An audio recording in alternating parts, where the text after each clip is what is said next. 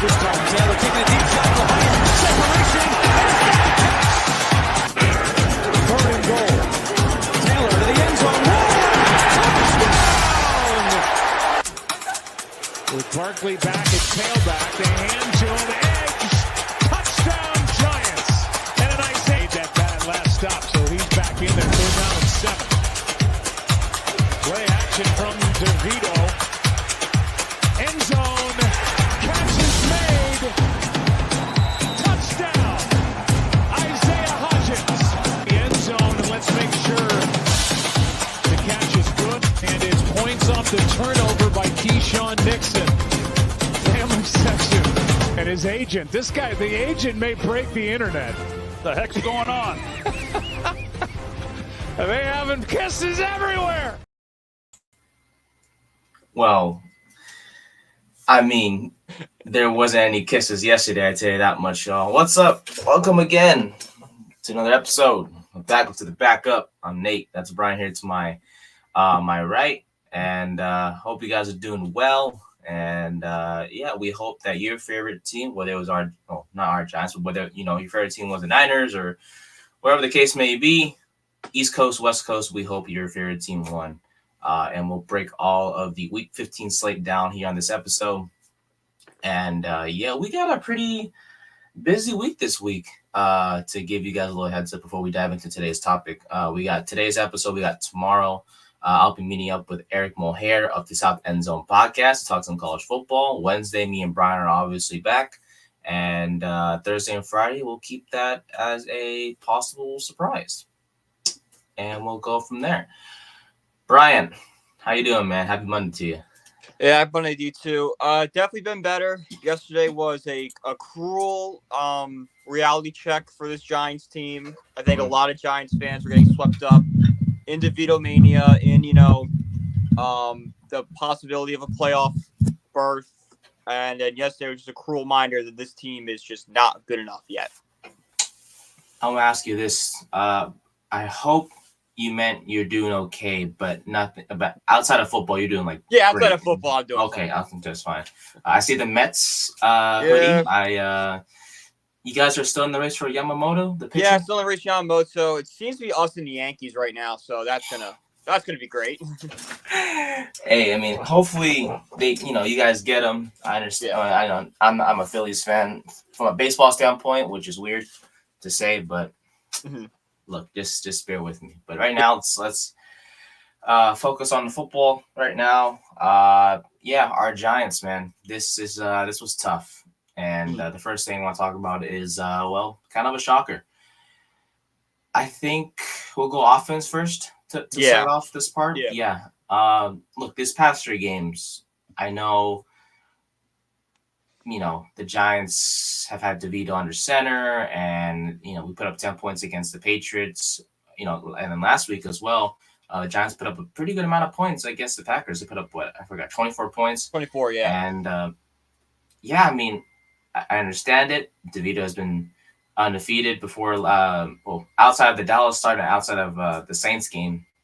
DeVito was 3-0. We put up 31 points. We put up 10 points. So we put up 24 points. That's a, solid amount of points. All things considered, right? And then, you come into this game against the Saints defensively. They're not as intimidating. They're, in our opinion, or in my opinion, to be honest, they're at the same level as the Packers. And we were like, okay, DeVito, of course, teams are going to have film on him, but he could figure it out. I think, 3 games of success. This could have been his 4th game of, following solid stats and everything, but things kind of took a turn before this game because we saw the injury report late, and then we looked at it and we saw Justin Pugh pop up on the injury report. We knew Evan Neal was going to be gone, but I mean, that was. We talked on Friday how we didn't want Evan Neal to start. Yeah, which was fine. Tyree Phillips didn't play bad. No, last the tackles night. were not the problem yesterday. The interior line was the problem, which is actually a concern because if there's any position the Giants need to address in this upcoming draft, it's the offensive line, but mostly on the interior because you have JMS, John Michael Schmitz at center, but at Yeah. the same time, you have left guard and right guard, which is Justin Pugh and Ben Bredesen, and or Mark Lewinsky at times at Yeah. right guard, to be exact here. So it's like, let me ask you this, because Mhm. I feel like you have a better grasp of this topic. How or why did the interior and offensive line struggle yesterday? The Saints were just running this defensive play where they had the pass rusher kind of on the outside, kind of lined up near the tackle, and then they would come around and find the hole open in the interior and hit them. Like every time they wouldn't charge the tackle, they would kind of like back out and then watch, the left guard, the center, open the hole a little bit and then go right through that hole and hit DeVito. They did it all game, and there was no adjustment to it. And on the left side too, Pugh was hurt, and he tried playing hurt. Obviously, it didn't work out. On the right side, there's really no excuse. Or it's Brett or Fluency. Come on, I mean, these guys are just like Pugh. They're veterans. They're supposed to figure it out, but obviously, give Pugh a little bit of grace as he was injured. But at the same time, if you're that injured that your performance is hampered, you can't be out there. Exactly. Like I love toughness. I love guys like wanting to play that competitive nature. But if you're hurt to the point where your play is suffering and you're hurting the team, you cannot be out there starting. You need to go to. It's the same thing I said about Graham Gano in the Jets game. I'm going to say about Justin Pugh in this game. If your play is suffering because of an injury, you have to go to Dable. You have to go to Kaplan and be like, I can't do this. Mm-hmm. Yeah, I mean, I was just going to bring it up, and you brought up the great point about Graham Gano. It's like, okay, I get it. You want to play hurt, but this is a game that we have to win, just like the Jets game was. That was a game we had to win. If we won that game and lost this one, it kind of keeps us still alive in the playoff race more than it is right now. Obviously, both guys, not selfishly, but we could kind of think about it as selfishly decided to play. Look, if Pugh was out, we could have put Bredesen at left guard, Glowinski at right guard, and maybe see how that would have changed something. I don't know. Maybe. We'll never know that. So, offense. DeVito was sacked 6 times, I believe. 7. 7. Oh shit. Yeah. My fault. I only know I have the stat sheet pulled up in front of me. That's the only reason I know. Okay. There was a play where DeVito was scrambling to the left. He got hit, and then he was out for a few snaps or so. And then he missed the end of the second quarter, the last couple plays there. And that's when Tyrod came in. Yep. Got it. So Tyrod came in, but he only played a few snaps. Then DeVito came back in for the second half. Didn't really matter anyways. The Giants put up, 6 points, and they were all in the first half. Second half, they were just completely flat. Yeah. So, I mean, statistically wise, DeVito, 177 yards, no touchdowns, no picks, which was great to see. No fumbles either, once again, from the young quarterback. But other than that, just not much going. He led the team in rushing, which is always a concern when you have a back like Saquon Barkley in the backfield. Barkley was 9 of 14, and you can blame the offensive line for that one. I feel like, I just continue to think about the offensive line, but I didn't want to bring it up as much these past few weeks just because we were winning, and I didn't want to be negative Nancy as much. And the line played decently. Like, the line's not been an issue the past few weeks. It's like, all right, they've done what they needed to do. They've been an average line. But it's just, how do you go from that to just being as bad as you were today? Mm-hmm. I don't know. I think it falls on coaching and Bobby Johnson. If Bobby Johnson is the Giants' offensive line coach after this season, there's no point in drafting offensive linemen because he's not going to develop them at all. Why did Saquon struggle yesterday? I think the Saints just figured him out. Like, it seems like every single time he touched the ball, there was a defender with him, and he just could not break off for anything.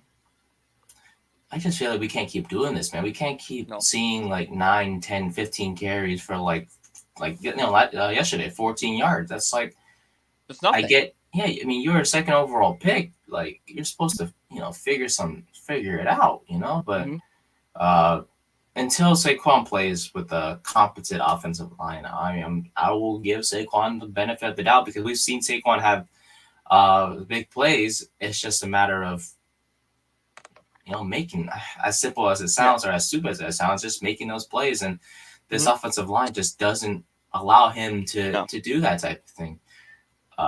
And like we just said, it's not everyone. It's not Thomas that's the issue, because he's never been the issue. Let's be honest. Andrew Thomas has never been the issue. Evan Neal, yeah, part of the problem, but he's young. Brian Dable especially and Joe Shane still believe in him. So you have those tackle spots filled up. It's just the guard and letting the guard positions and letting John Michael Schmitz grow. That's just the main thing. Those are the main concerns right now. Not much JMS as the guard position, but hey, that's why there's conversation as to, okay, let Evan Neal try guard. Let's go out and get a tackle, possibly in the first round, depending on where we're choosing. But we'll speak about draft position later on, because obviously for the fans who wanted the Giants to tank, they had a field day yesterday. I saw a lot of criticism. And those people, like, I have a message to those people, like, don't you want to have fun? It's like, yeah, like, come on, like, you cannot tell me that these last 2 games of Tommy DeVito have not been the most fun since the playoff game last year. We were brought back into the Giants season. We believe in this team again. We want this team to be good. And then you're just going to sit there and root for them to be bad? Like, I get the draft pick. I understand all that. But when there's an opportunity to make the playoffs, you have to root with everything you have to get that shot. I mean, they spend their time making edits of Drake May and whatever the case, which annoys the shit out of me, because it's like, dude, he's not all that. He's not that good. None of these guys are. That's the thing. I mean, of course, every draft prospect comes with flaws and everything, but this quarterback class, it could be the most overrated quarterback class we ever had. Which is bad too, because like this is the year where it's like, okay, the Giants maybe going quarterback for a second round. Let's not make the wrong choices. So it's like it's a tough year.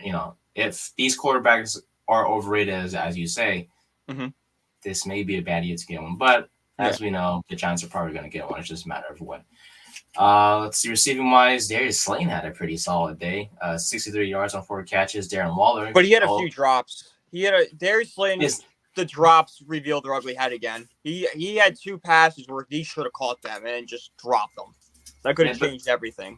But is that new to us? Not really. No, it's not. It's just like, come on, dude. Like we want you to be something more than you are. It's been 5 years now, and you're still having this drop issue. With what's going on? That's why he's not a wide receiver number 1. None of these guys are. That's the thing. None of these guys can be a receiver that can be the number 1 guy. There's just it doesn't. You can't have it. You can't have it. These drops and everything. So, I'm looking at what else is here on the stat sheet. I want to bring up real quick. Waller came back. Welcome back. Looked fine. Looked fine to me. Nothing too crazy. Had 6 targets, but 4 catches, 40 yards. Wandale pretty quiet after last week, just like everyone else was. We saw Eric Gray a few times. Yesterday. That was kind of cool to see.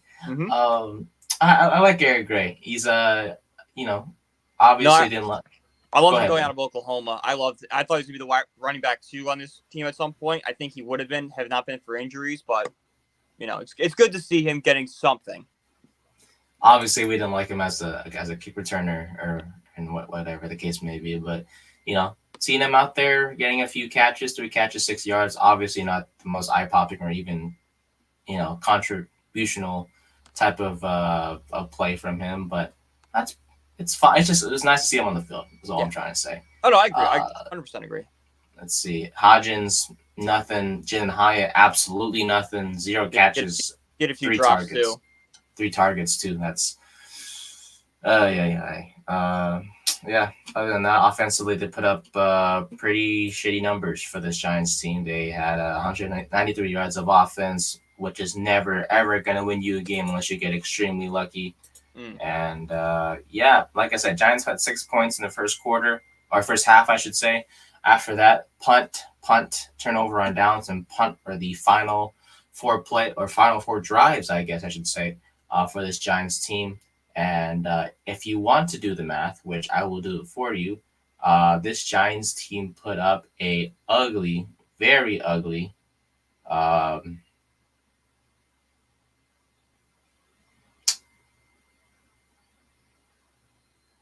84 yards of offense in the second half. Bad. Yeah. Meanwhile, the Saints in the second half, touchdown, field goal, touchdown, punt, and took a knee to end the game. Yep. Yeah. So this is tough. The Giants go to 4-5-9.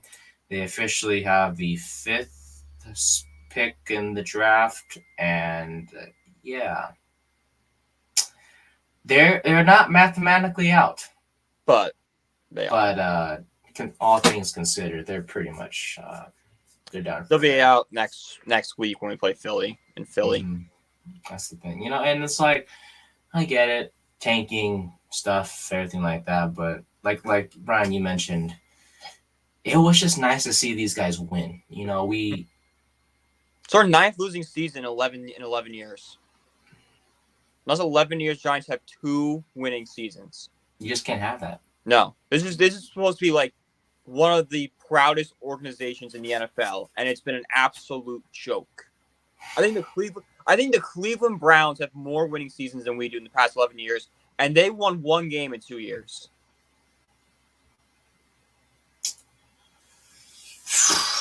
Well, it is what it is. I mean, look, and Saquon was talking about it in his post-game interview. He was like, until we're mathematically out, we're gonna keep on working. And maybe we're sitting here next week and like, oh my God, the Giants beat the Eagles. Like, there's still a chance. The teams above us may have lost on Sunday or whenever they play. Maybe there is a chance.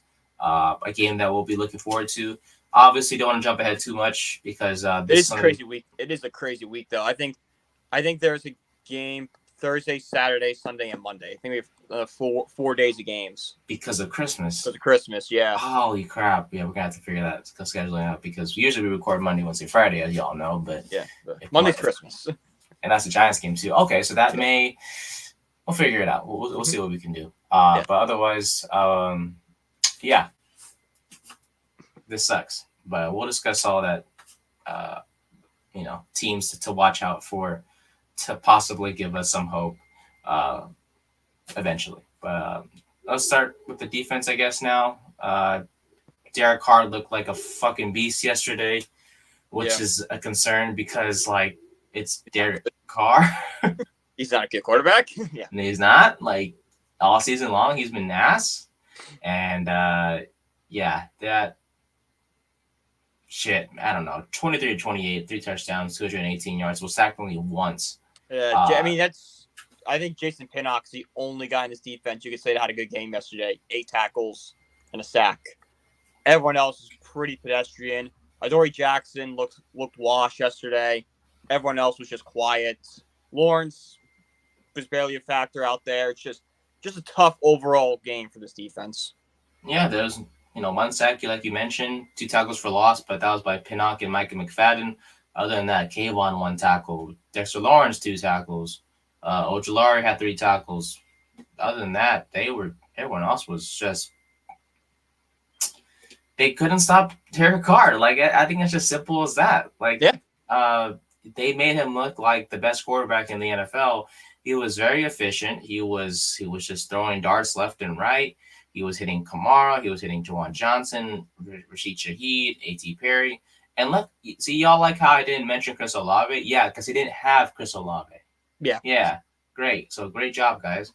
Taking that best offensive weapon, still make Derek Carr look like a great look like his rookie year out there. Looked like when he first came on the scene and just like saved the Raiders franchise. But why did the Giants struggle on defense yesterday then? I think it's just Derek Carr just always found the open guy. There was always somebody open. The pass coverage just wasn't there. I think, especially in the first half, they would run this like slant route where just every single time he was wide open and the receiver would just dive and catch the ball for a 15-yard gain. Every single time. So I don't know if that's pass protection. I don't know what that is, but it was just not. The coverage was just atrocious yesterday. The secondary played horrific. Yeah, it's concerning when you let a guy that has struggled so much, a guy that many have criticized and his teammates don't even really like him that much. You let a guy like Carr, like him, dominate the way he did. not only does it give it a boost, a morale boost to the Saints, but for the Giants, it's like, damn, we can't even stop Derek Carr. Like, we've stopped. Well, we can stop Sam Howell, we can stop Bailey Zappi or Mac Jones, and we can stop Jordan Love, but we can't stop Derek Carr. Like, I understand he's a veteran, but at the same time, He's in that group. he's in that group in terms of guys this season that are just bad. Mhm. Like, to only get one sack, well, why didn't you send the dogs? Like, why didn't you just blitz the hell out of Derek Carr? Because I understand it, Deontay Banks and Dory Jackson. No, not that I don't understand. No, I completely understand. Actually, why didn't you send the dogs knowing you didn't have Chris Olave? You had guys like A.T. Perry and Rashid Shaheed. You put fucking Banks on Shaheed or Jackson, who's fast enough to keep up with them. You're fine. You're not going to have... Hell, Yeah. let the screen passes happen. At least there's screen passes. Mhm. They're going to be short gains if you play correctly on defense. Let Kamara get his receptions and figure it out. You can't have guys like Jawan Johnson and Rashid Shaheed, A.T. Perry, Lynn Bowden Jr., Foster Monroe tear you up on the receiving. Jimmy Graham, dude, somehow still in the league. He still catches touchdowns for some reason. No, dude, we let Keith Kirkwood score yesterday. Who the fuck is Keith Kirkwood? Exactly. Who are these guys? Jimmy Graham was washed 4 years ago, and he's still in the league catching touchdowns. And he probably had his best game of the year against us. It's ridiculous. And then obviously Kamara did a hell of a job in the run game. 15 carries, 66 yards. Pretty good comparing to what Saquon Barkley did yesterday. Jamal Williams had a few carries in there as well, put up 24 yards.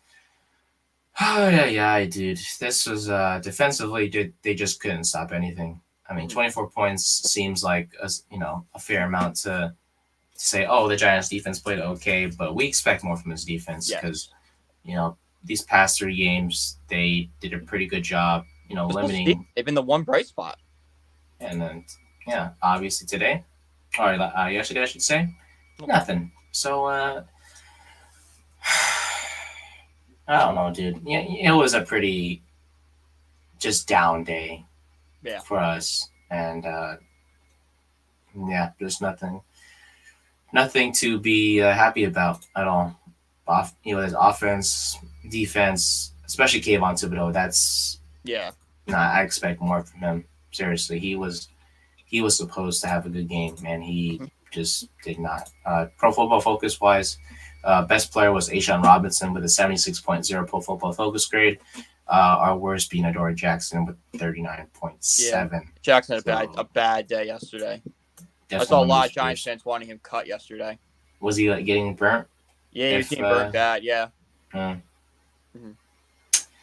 He allowed 18.5 yards per reception when targeted, allowed 4 catches on the day, and allowed that 1 touchdown as well. Yeah, it's bad. Yeah. It's not good. It's not good. I mean, Kayvon had an okay game, but he had 62.5 Pro Football Focus grade. So, and he only had 1 tackle, so it's really nothing to write home about at all. But his grade isn't that bad at the same time. I love using PFF, but sometimes they can be misleading and it's the eye test. You have to do both. The eye test and then the Pro Football Focus. And if you watched that game yesterday, you did not hear Kayvon Thibodeau's name called. You barely saw. You saw 5, in the huddle and stuff, and start to pass rush, but never pressure on quarterbacks. Just if Kayvon Thibodeau's gonna be the game wrecker we think he can be, performances like this happen. I understand it. Everyone has an off day, but when the defense is playing as bad as it was, and you are supposed to be like a core piece of this defense, you need to step up. You need to have you need to pick it up a little bit. And Kayvon just wasn't able to do that yesterday. Yeah, so. Well, this is something to forget about. Move on to next week. Yeah. Tough team in Philadelphia, but we'll have to figure it out. Offensively, I want to talk about a person that kind of just messed everything up. Justin Pugh played last night, like we mentioned earlier, at the worst Pro Football Focus grade I've seen in a minute. 29.5 was his grade. So, maybe playing with the injury, not a good idea. No. Darren Waller was best player on the team apparently with a 66.1, but his pass blocking was atrocious when called upon. And then, yeah, let's see. Eric Gray, please never put him in pass block ever again. Had the worst pass blocking grade I've seen ever, 18.2. That was his issue coming out of college. Like, this guy cannot pass block. We saw it in the preseason. We saw it in college. Why are we still trying it? We tried a bunch of shit, dude, and it hasn't worked. But it's the definition of insanity. It's doing the same thing over and over and expecting different results. We keep throwing Eric Gray in the pass block, thinking he's going to figure it out, and he just is not figuring out. Maybe he's not a pass blocker.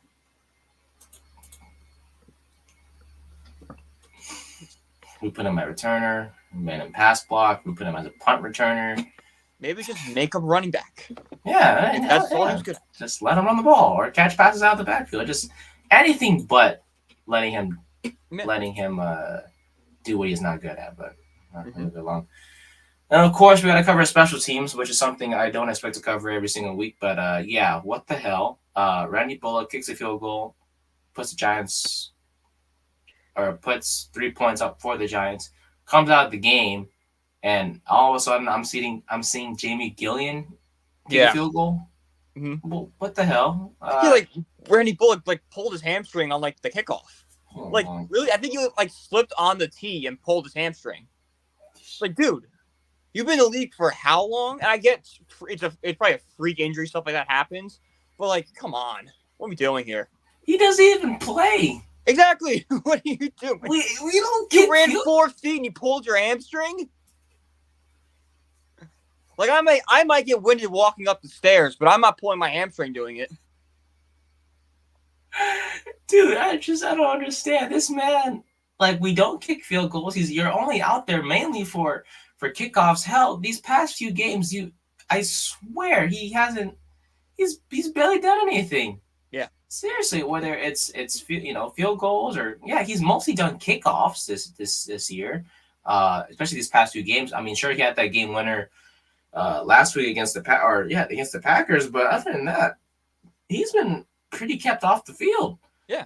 Well, what he kicks the ball off and just jogs gingerly down the field? Did he not stretch? Did he not stretch or something? It's just gotta be.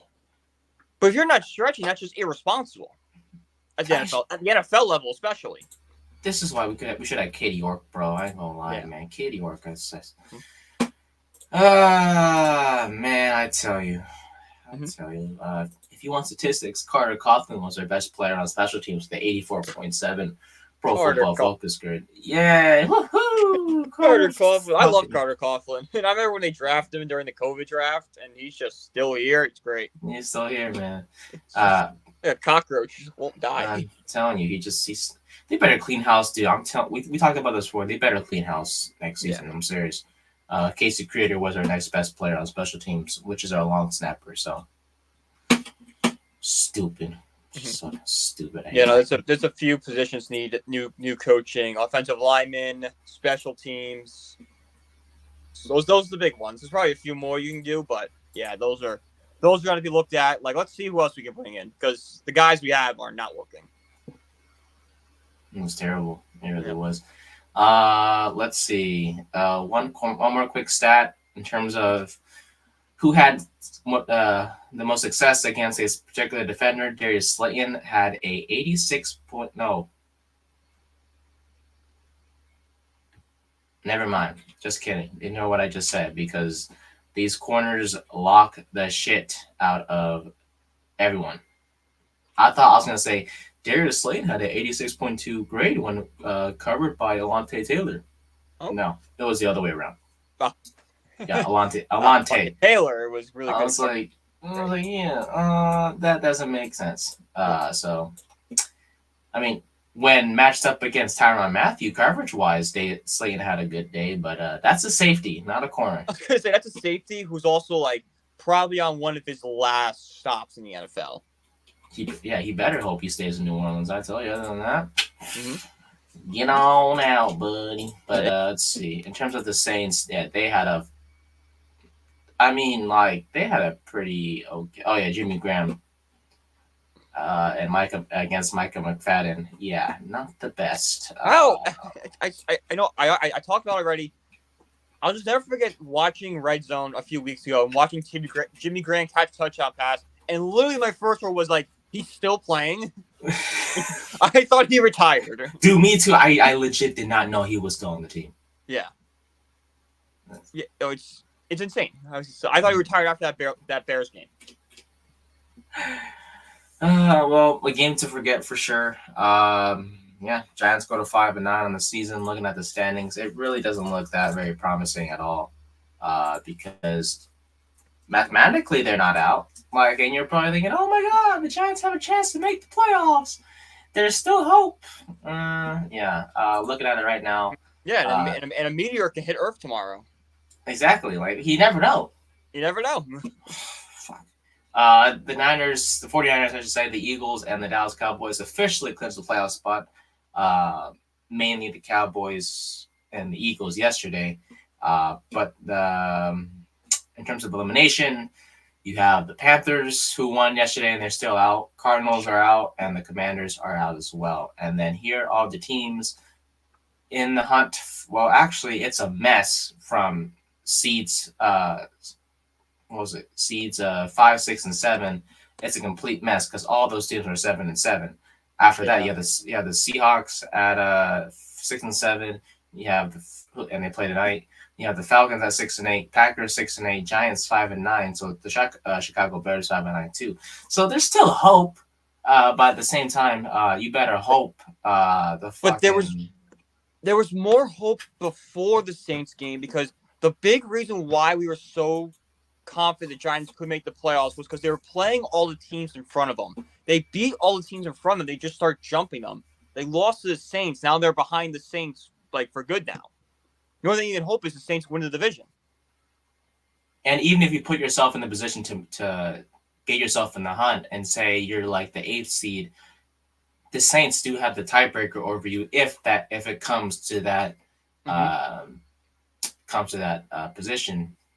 But yeah, it sucks because the Saints play the Rams on next Sunday. So who do you root for? Maybe the Rams. I don't know, but you play the Rams the next week after the Eagles game.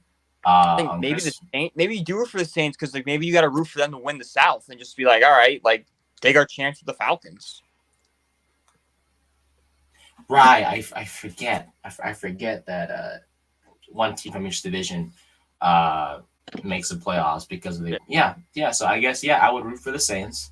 Mm-hmm. As weird as that may sound. Yeah. And then who else will we root for here?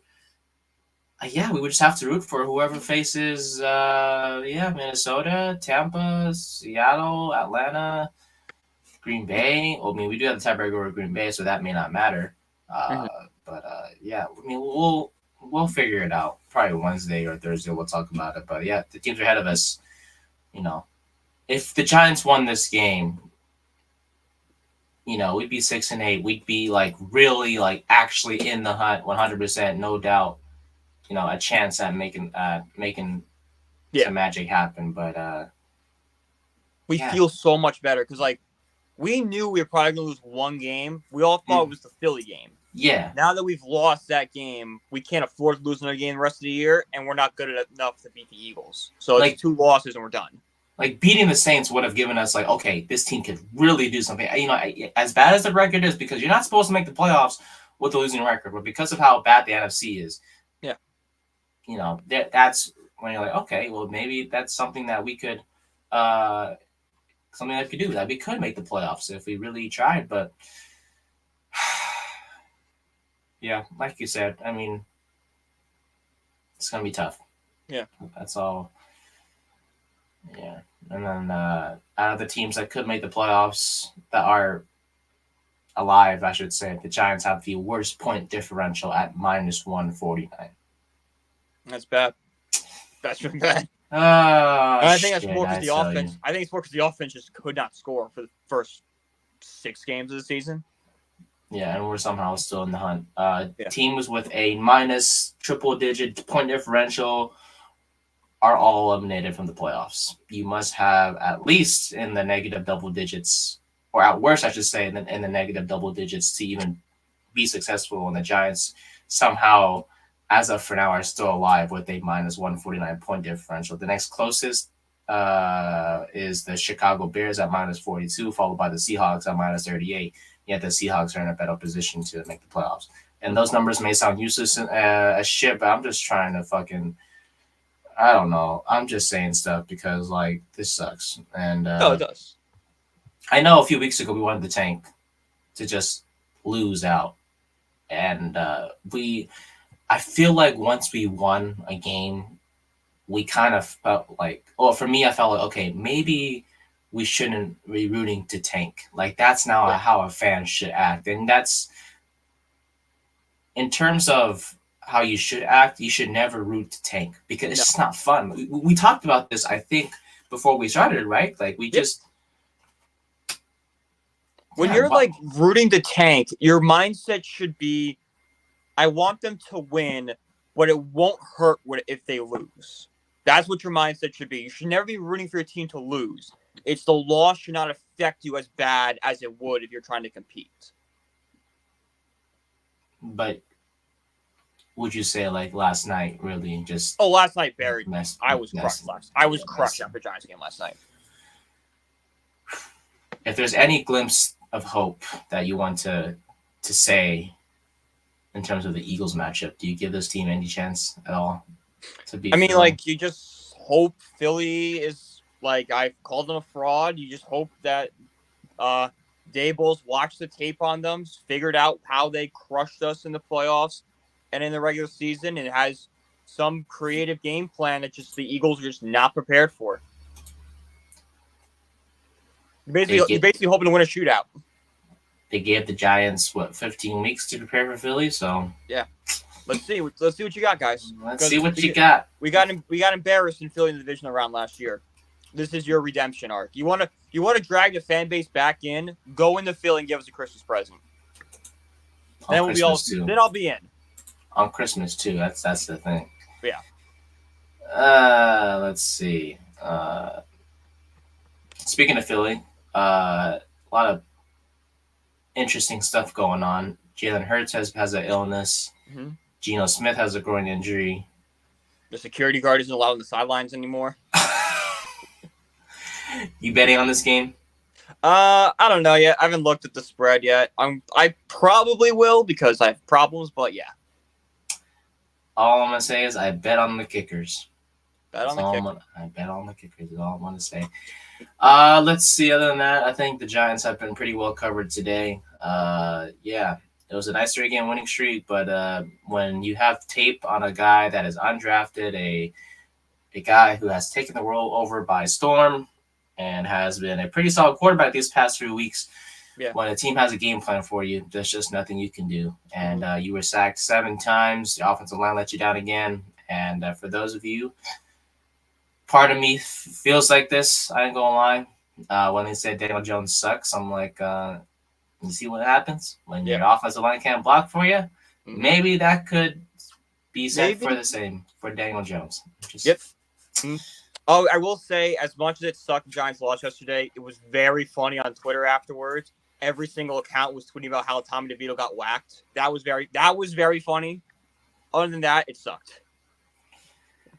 The Saints made him look bad, dude. Especially when they really pulled out the celebration. Dude, I was like, that like, how would you just stick a knife in my chest? I probably feel better than that. But other than that, Giants go 5-9, and we'll just leave it at that. Not many critical injuries the Giants suffered yesterday other than DeVito, but we'll leave it at that. We'll cover Giants Eagles on Friday, and then we'll go from there. Yeah.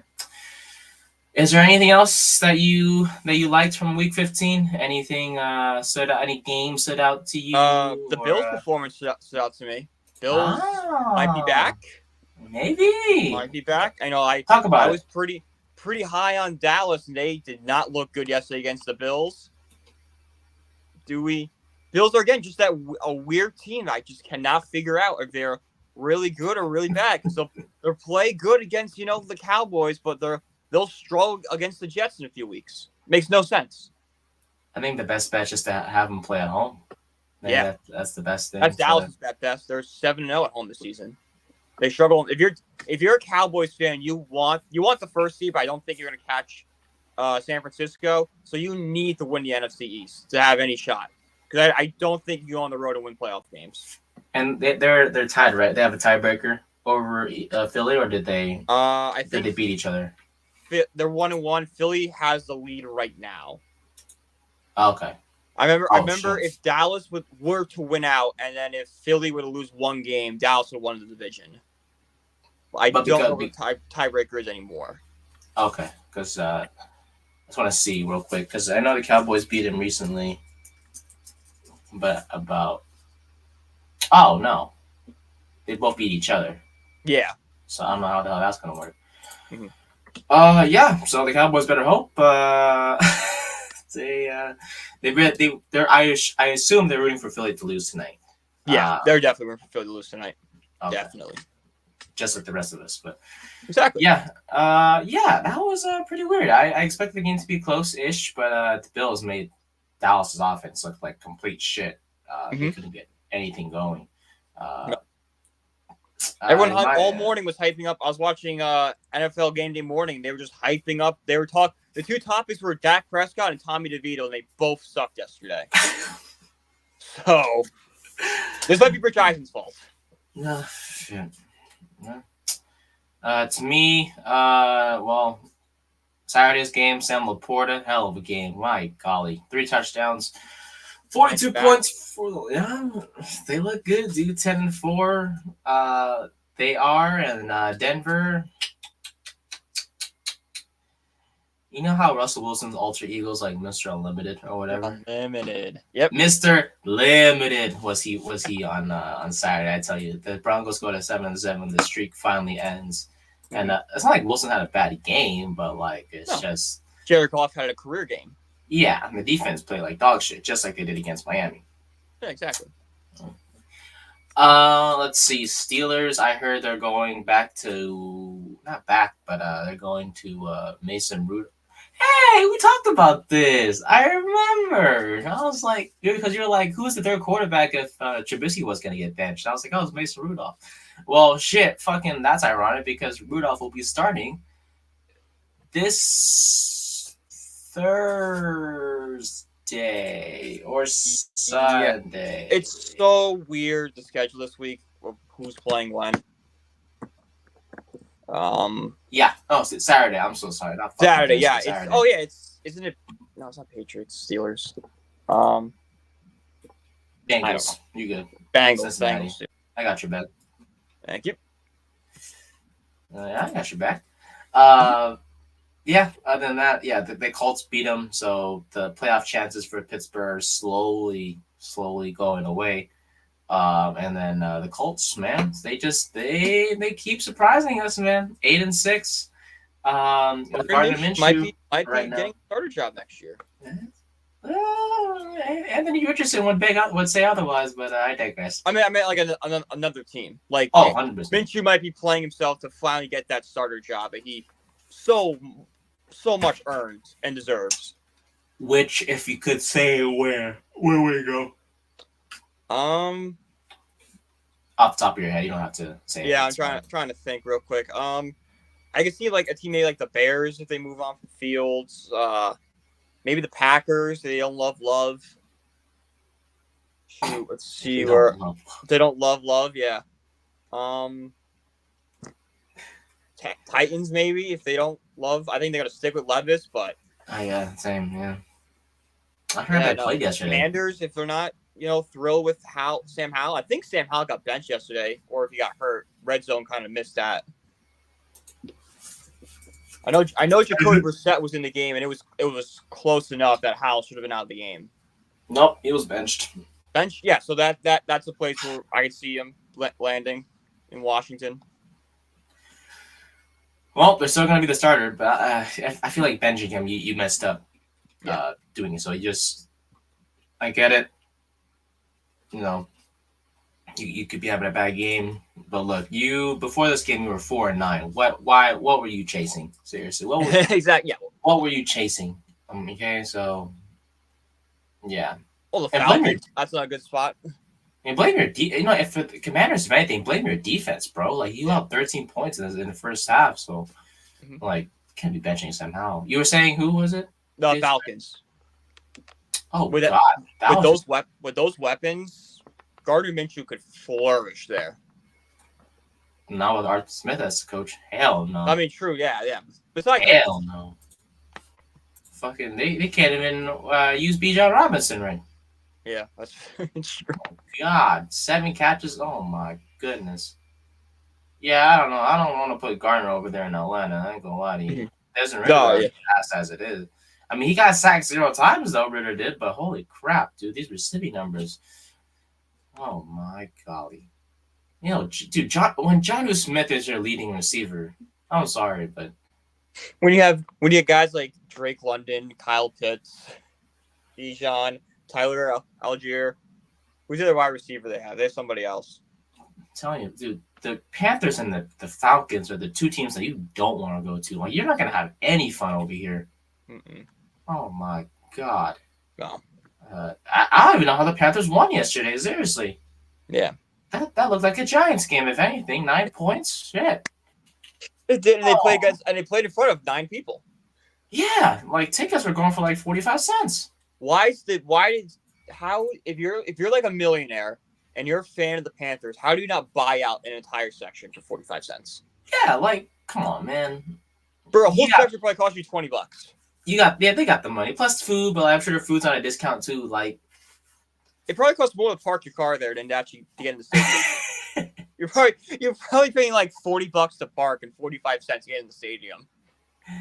ESPN said the game was at 97% capacity, and I'm like, no, I don't know. I saw the images.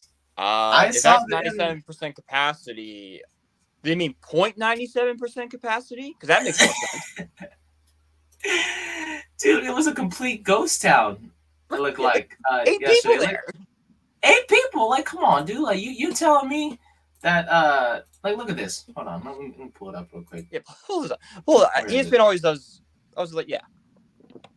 Yeah, look at that. That's no Bro, way. Like, look at this. That's nothing. Yeah, the capacity is 74,000 people, but yeah, it says right here weather did have an effect. It was raining and flooding was a possibility. Yeah, but they won, so they could be like, oh wow, we won. Yeah. 95% capacity. You're 2-12. There's no way there was 70,000 people in that building. No, 100. That's what I'm saying. Like, there's no way. Yeah. I mean, if it was sunny. I mean, think they're getting 70,000 people or it's sunny. Might 70,000 people out in the parking lot. Maybe that. Oh, I don't know. I just, you know what? Even there's nothing to be excited about for Carolina because it's like even with the win, you're still 2-12, and you're like, oh, you have our first round pick. No, you don't. You literally gave it to fucking Chicago because you wanted Bryce Young so bad. Mm-hmm. Yeah, you have nothing. There is literally nothing to be excited right now if you're a Panthers fan, other than like maybe Bryce Young can figure something out over these next few days. It's just development of Bryce Young is the only thing you have to look forward to, and he's not going to develop because he has no offense to play with. You watched the Sunday night game yesterday? What'd you say? The Sunday night game, did you watch that one? Here and there. My family wanted to decorate a Christmas tree, so football was not allowed to be on while we were doing Christmas stuff. So, damn. Yeah. Damn. Yeah. So I was checking the score periodically. The Jaguars did not look great. All I'm gonna say is, bro, don't ever let me bet on Ravens receivers ever again. Yeah, that's tough. Like, it's just like, dog. I bet on Odell. Okay. To get 3 catches. I bet on Zay Flowers to get targeted 7 times. Nothing. Yeah, it's hard betting Ravens receivers because They're just such a run-happy team. Yeah, when Isaiah Likely is your leading receiver. Damn. I hate life. Anyways, let's see. Other than that, oh yeah, Dolphins won 30-0 over the Jets. So Aaron Rodgers, thank you very much for your service. Please rest up the rest of your Achilles, bro. Just save it to next year. And Zach Wilson, have fun in Canada. Oh, poor dude got hit. I think he got hit hard, didn't he? Yeah, he got a concussion.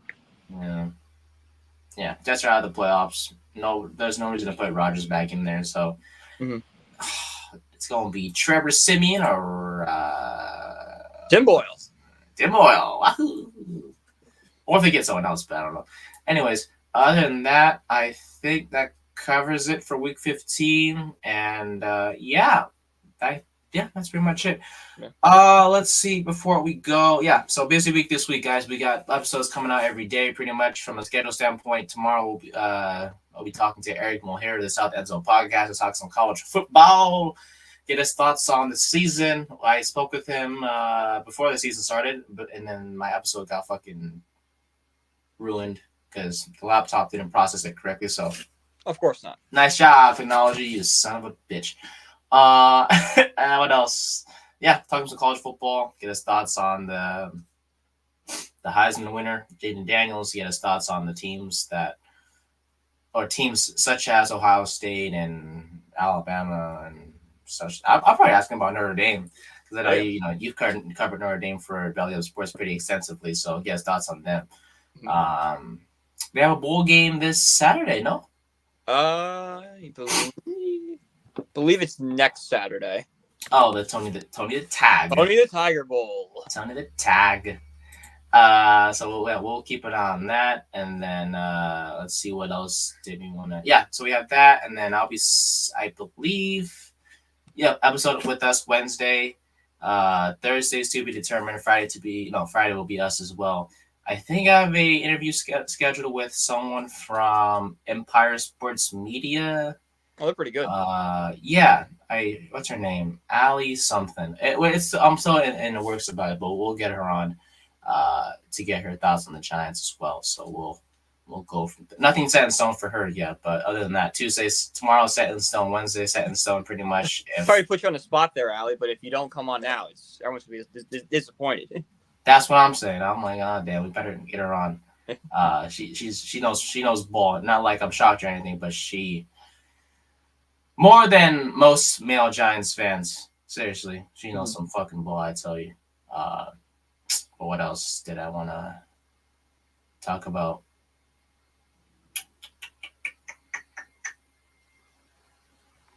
I guess that's it. Yeah. Yeah, it's.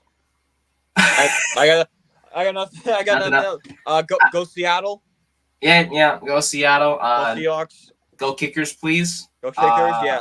Nick Kickers. Sirianni, if you're gonna act like a 16-year-old, the security guard is not gonna be there anymore. So I hope you get your ass kicked tonight. Oh, you just hate Philly that much. I mean, I wish I had that type of hatred, but I just don't. I mean, I just like Philly, but like. I just want every time they lose, like when the Eagles lost. I don't know if I told this story not on the podcast yet. When the Eagles lost the Super Bowl last year, I stayed up for 4 hours after the game. I listened to WIT in Philly and listened to Eagles fans cry and just sat in bed and just giggled. I was like a little kid on Christmas, just laughing. I'm like, just pure hatred. Was it holding though on Juju? No, it wasn't holding. Oh, okay. Just wanted to see what you thought. Yeah, of course not. Jesus Christ. Oh, you can follow me on Twitter. Go for Philly. Oh man. I mean, look, they have a chance to make it back this year, but it's definitely a more tougher road, I would say, for the Eagles to make it this year. But yeah, we'll see what happens tonight, and then we'll discuss all this on Wednesday. But you can follow me on Twitter at BellyUpNate. You can follow our Twitter right here at backup_. We haven't been active there as much, but we may have to change it up to just put my main Twitter on here to interact with us from podcast wise. Other than that, Brian, I will see you Wednesday. We'll see you guys I guess tomorrow. I guess we'll see y'all tomorrow. we'll probably have Eric live with us to talk college ball. So y'all want to stop by, say hi, we appreciate it. We'll be live on Facebook, YouTube, Twitch, X, or Twitter, and actually Instagram too. I don't know how Instagram worked out, but worked out pretty well considering we had 9 people stop by Let's on go. Instagram. So nice. We will take it. We'll be back on all those platforms on tomorrow, and then you guys will hopefully see Brian Wednesday minus any scheduling issues. See you guys tomorrow, and have a great rest of your day. Thanks for watching and listening this far. We'll see you guys. We'll see you guys. Thank you.